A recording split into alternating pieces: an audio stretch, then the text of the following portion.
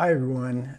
Criterion had their flash sale finally, their long delayed flash sale last week.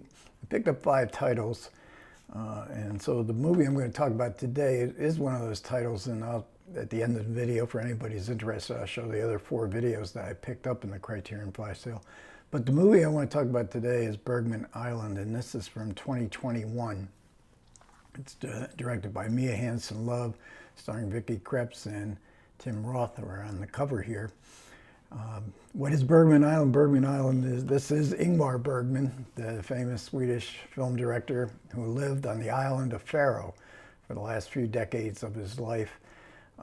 He died in 2007. His estate has been made sort of like a tourist attraction, but it's also the guest house is used for residencies where artists can come. It's a very contemplative atmosphere. There's also a screening room, Bergman's own screening room, plus there's another auditorium where the Tim Roth character, Tony, shows one of his films, and then there's a Q&A afterwards. So he is there for inspiration, along with his wife, who is also a filmmaker. So, and this is Vicky Krieps, her character's name, Chris. So they're there for this residency, but also for inspiration. Both of them are working on a screenplay.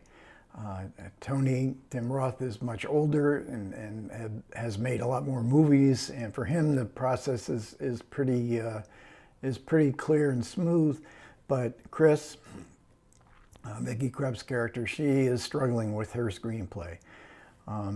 So they come for inspiration to this location. And so we get very much an emphasis on the location, Faroe Island, and also the process, the creative process, the struggle to create and the struggle for Chris to find a sense of an ending for her screenplay. And Bergman's ghost really does haunt this film. They're both admirers. Chris a little less so because she learns about Bergman's private life, which he was a very bad, absent, unexemplary husband. He could be very cruel. The villagers remember him as being a very unpleasant man. And so she struggles with the idea of somebody who makes great films that mean so much to me, and yet in his personal life, maybe not so great. And they're sleeping in the bed that they're in this residence, this guest house that they're staying in. The bed that the couple in Scenes from a Marriage were filmed in this bed. And you sense some tension in their relationship, but overall they seem to get along pretty good. And one of the great elements of the film is Faroe Island itself. It is kind of a travelogue. I mean, it's on I would assume it's on the bucket list of cinephiles, travel destinations. I never made it. My traveling days are over, so I really liked being able to see what the island looked like in some detail. There is a documentary with Bergman on Faroe Island that came out maybe about 20 years ago. But this is filmed in 35mm widescreen. I mean, the film just looks fantastic. So you have that distance, though, that sort of contrast between how beautiful Faroe Island looks and the way that Ingmar Bergman filmed it, mostly in stark black and white terms, with people that are tortured by their demons.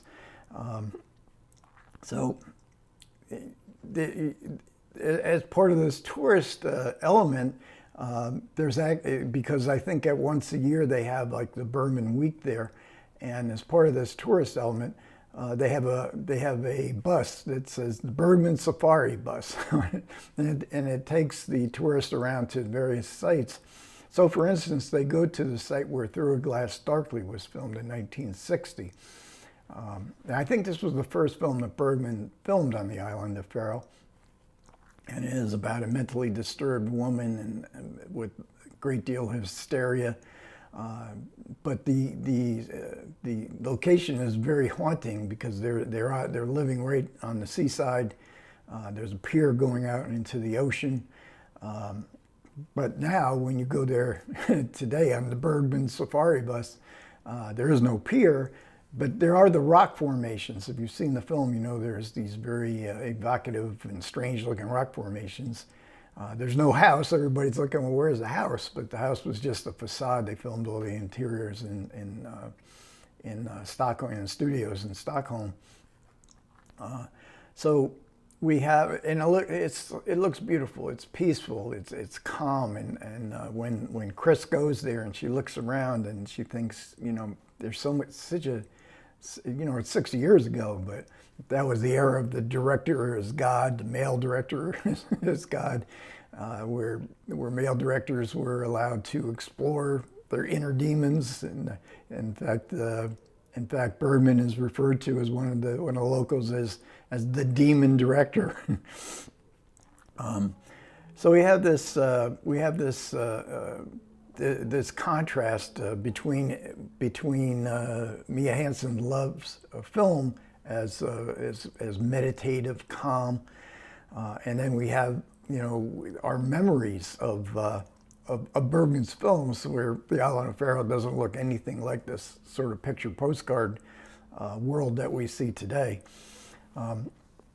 So, and we also get a sense of, as part of this inspiration, I have to mention this, they go to Bergman's private screening room, and which is very adjacent to their guest house, and he had his own projectionist, and he had his own seat. Now I think there's only maybe about a dozen seats in there.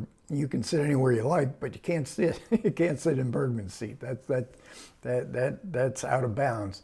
And they watch Cries and Whispers while they're there. Certainly not one of the cheeriest. Chris is hoping for a happy movie, and they decide to watch Cries and Whispers because the projectionist has it right there at 35 millimeter. And Bergman would use that projection room to watch a movie every day, 3 p.m. every day. He would go there and watch movies. And we also, Chris also visits Bergman's house where he actually lived.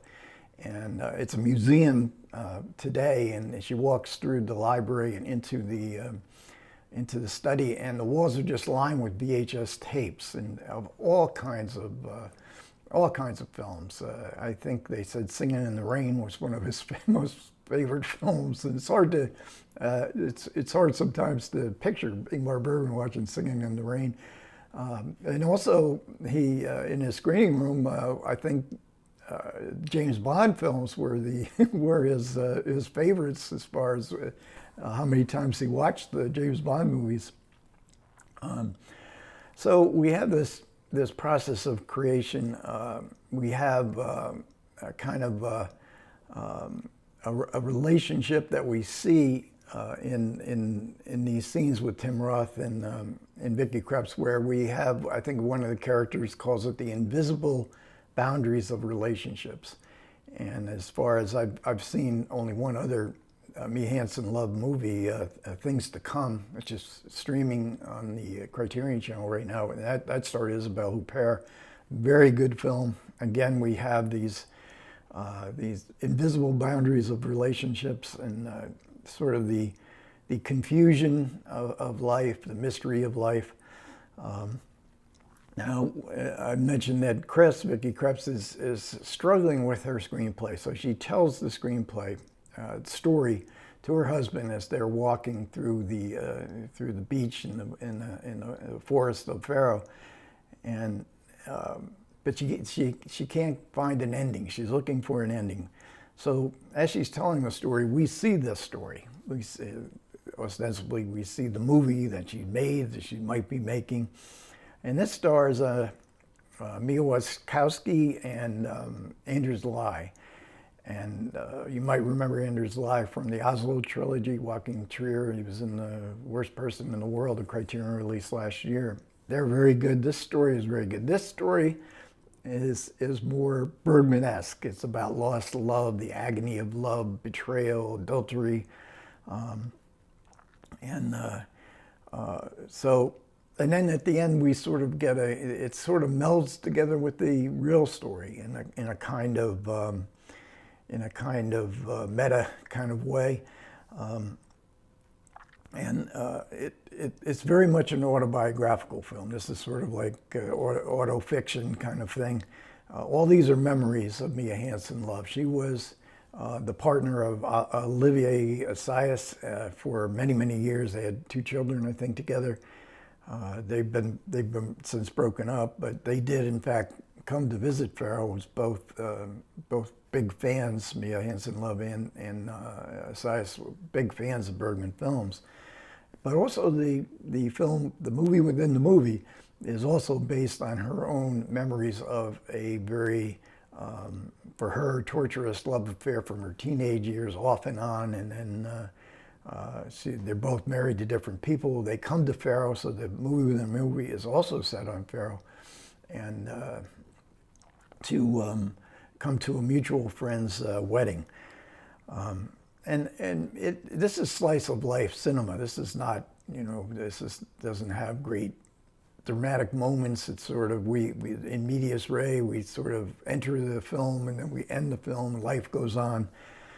But here, as in her other film, there is an affirmation of life, despite the confusion, despite the mysteries and the things that go wrong in life. There is an affirmation here, and I found the ending very beautiful, and I don't know if I feel that in movies today. I think Mia Hansen-Love is going for to give us a sense of an ending that's an affirmation of life. So we have a fold-out with a very good essay in it, and I didn't write her name down. It is Vicky Girish, Form and Feeling. Very good essay on the film. This is Mia Wasikowski, probably saying her name wrong too. This is Bergman's screening room, where he would go every afternoon to watch a film. And here is Vicky Krieps as Chris. She stays in one of the other buildings while she's writing for inspiration, and looking out those windows into seeing the sea and the peacefulness and the enchantment of Faroe Island. So the other films, for those interested, that I picked up 2 more 2023 releases. I picked up 2 movies set. India Song, Baxter Vera Baxter, from Marguerite Duras. I've never seen a film directed by her. I have seen Hiroshima Mon Amour, which Duras wrote the screenplay for. And I've read a couple of her novels as well, so I'm looking forward to this. And then I also picked up Mildred Pierce. This is the 4K UHD, also a recent 2023 release. One of Joan Crawford's most memorable performances. I love the artwork on the cover here, and directed by Michael Krieps. Then I bought, the other 2 I bought were from 1973, part of my 50 films from 50 years ago series, yearly ongoing series. So I picked up The Friends of Eddie Coyle. And this stars Robert Mitchum in one of his most acclaimed roles in the latter part of his career. And then lastly, I picked up Francois Truffaut's Day for Night. And this is another 73 film, but also I've done a couple videos on Francois Truffaut recently, and I've got 4 more to do. They were released earlier this year through Kino. So it'll be both a part of the 1973 and part of my rediscovery of Francois Truffaut, because I've really enjoyed the films that I've been watching.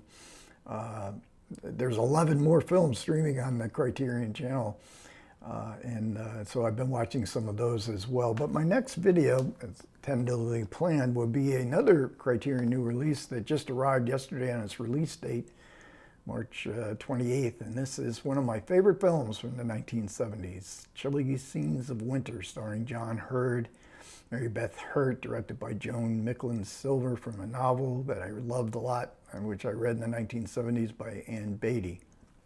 So that's what's coming up next. So thanks a lot for everybody who managed to listen. I appreciate it. Comments are welcome. Take care.